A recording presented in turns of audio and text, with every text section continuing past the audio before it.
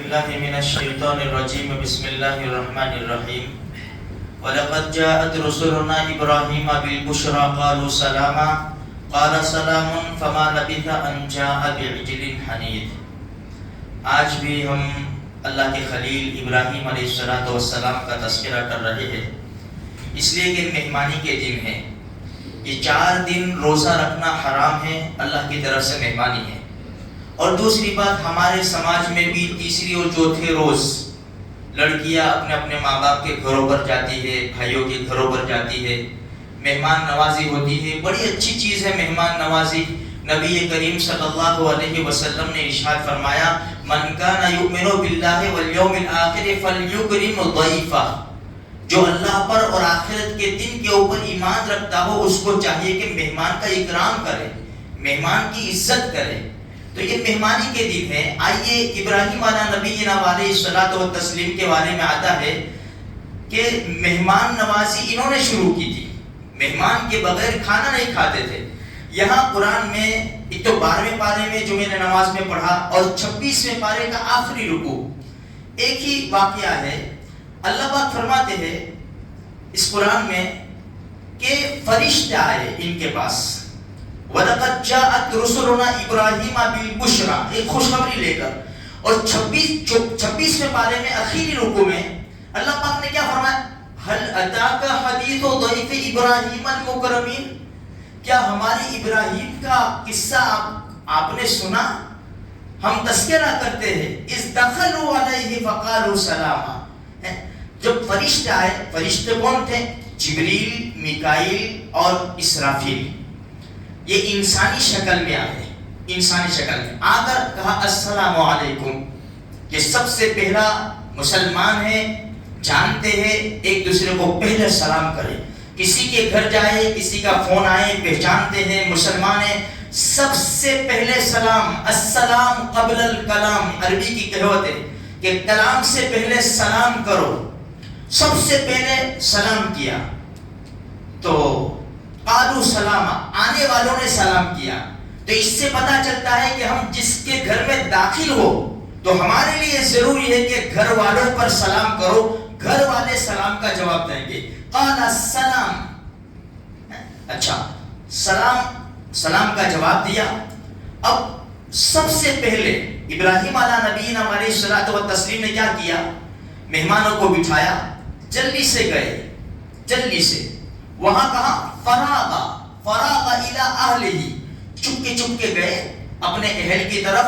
اور فجاء بعجل سمین، ایک بچڑا تلا ہوا بھنا ہوا کچھ دیر کے اندر مہمانوں کے سامنے حاضر کر دیا. یہ مہمان کا اکرام. یہاں شرح حدیث نے لکھا ہے، مفسرین کرام نے لکھا ہے کہ جب ہمارے گھر مہمان آوے تو ہمارے وہاں جو بھی چیز ہو وہ حاصل کر دے. جیسے ہمارے ماحول کے اندر بھائی چائے ہے، ٹھنڈا ہے، وہ پیش کر دیتے ہیں. اب دیکھو یہاں سے پتا کیا چلتا ہے کہ بھائی مہمان کو نہ پوچھے، بھائی دور سے مہمان آئے ہیں، اب ظاہری بات ہے ان کو ضرورت تو ہوگی. سب سے پہلے ہمارے وہاں پانی پیش کیا جاتا ہے، پھر اس کے بعد پوچھا جاتا ہے چائے چلے گی، ٹھنڈا چلے گا، کیا ہے، بے تکلف. ٹھیک ہے. اچھا اب یہاں پر ایک بڑی زبردست بات ہے. جب یہ فرشتے آئے نا، فرشتے، تو اللہ کے خلیل کی بیوی حضرت سارہ گھر میں تھی رضی اللہ تعالی عنہا. جب جیسے فرشتے داخل ہوئے، انہیں معلوم نہیں تھا کہ یہ فرشتے انسانی شکل میں آئے تھے. فوراً پردے کے پیچھے چلی گئی، فوراً پردے کے پیچھے. کھانا کس نے پیش کیا؟ اللہ کے خلیل نے. اللہ کے خلیل نے، نہ کہ ان کی بیوی حضرت سارہ رضی اللہ تعالی عنہا نے. ہمارے وہاں بعض فیملی میں، بعض گھروں میں یہ ہوتا ہے کہ بھائی عورتیں پانی لے کر آتی ہے، بہویں، لڑکیاں وہ پانی لے کر آتی ہے. یہ مناسب نہیں ہے، یہ نہیں ہے.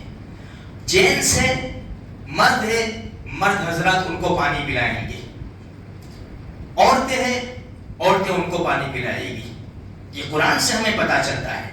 اچھا جب تلا ہوا بچڑا، بھنا ہوا بچڑا ان کے سامنے پیش کیا، کیونکہ وہ تو فرشتے تھے، کھانے سے پاک، تو کھانے پر ہاتھ نہیں بڑھایا. فلا تصل وَإِذَا رَأَىٰ أَيْدِيَهُمْ لَا تَصِلُ إِلَيْهِ نَكِرَهُمْ وَأَوْجَسَ مِنْهُمْ خِيفَةً۔ ابراہیم علیہ السلام کو تھوڑا سا یہ ہوا کہ مہمان ہے یا کوئی سازش ہے، کیا ہے؟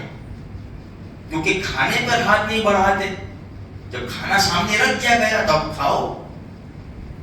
تو وہ سمجھ گئے فرشتے کہ ابراہیم علیہ السلام تھوڑا سا دل کے اندر، تو فوراً کہا لا تخف، اب ڈرے نہیں، انا ارسلنا الی قوم لوط۔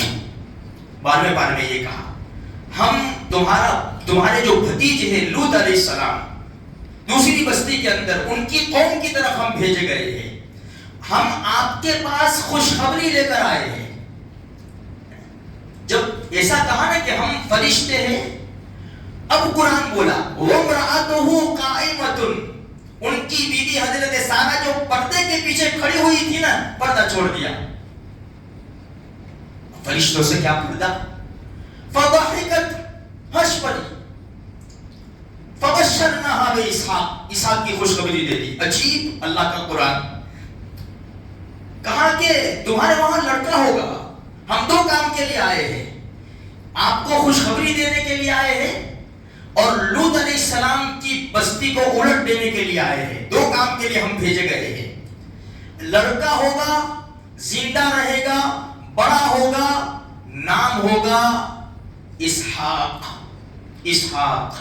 ان کی شادی ہوگی، بچہ ہوگا، ان کا نام ہوگا یعقوب۔ بڑی عجیب بشارت۔ جب یہ کہا تو امی سارہ نے کہا یا ویلتا الد وانا عجوز وہذا بالی شیخا ان ھذا لشیء عجیب، لڑکا ہوگا مجھے، بڑھیا 90 سال کی، 110 سال روایت کے مطابق، 100 سال، 90 سال، 110 سال، 80 سال، جو بھی، اتنی ارے دو میں بچہ چموں گی، وانا عجوز، سب بڑا ہو گیا، وہذا بالی شیخا، یہ میرے شیخ دیکھو بڑھے بیٹھے ہیں، بڑھے، ان ھذا لشیء عجیب، عجیب بات سنا رہے ہو۔ فرشتوں نے کہا قالوا اتعجبین من امر اللہ رحمت اللہ علیکم وبرکاتہ علیکم اہل البیت انہ حمید مجید، تمہیں نبوت کے گھرانے میں رہ کر تعجب ہے؟ اللہ کی رحمت، اللہ کی برکت تمہارے گھرانوں کے اوپر ہے، وہ بڑا تعریف کے لائق ہے، بزرگ ہے۔ تو میرے بھائیوں بس آگے بھی قصہ ہے، وقت نہیں ہے، بڑا عجیب انداز ہے قرآن کریم کا۔ تو ان کو پھر بشارت ہوئی تو لڑکا بھی ہوا ہے۔ تو یہ قصے سچے قصے ہیں، قرآن اور حدیث کے قصے ہیں میرے بھائیوں، اس سے ہمیں بہت بڑے بڑے سبق ملتے ہیں۔ اس لیے آخری بات یہ ہے کہ یہ 3 دن ختم ہو گئے قربانی کے، ہم بھول نہ جائے اللہ کے خلیل کی قربانیاں، خلیل اللہ اور ذبیح اللہ کی قربانیاں نہ بھول جائے۔ بس بقری چلی گئی، بکرے ذبح کر دیے، آئندہ سال دیکھیں گے، اللہ کے خلیل کا نام لیں گے، نہیں، ان کی زندگی کے جو حالات ہیں ہماری زندگی میں لا کر اپنی زندگی کو سنوارنے کی پوری کوشش کریں۔ اللہ سب سے پہلے مجھے بھی، آپ کو بھی اور سارے مسلمانوں کو نیک توفیق بخشے۔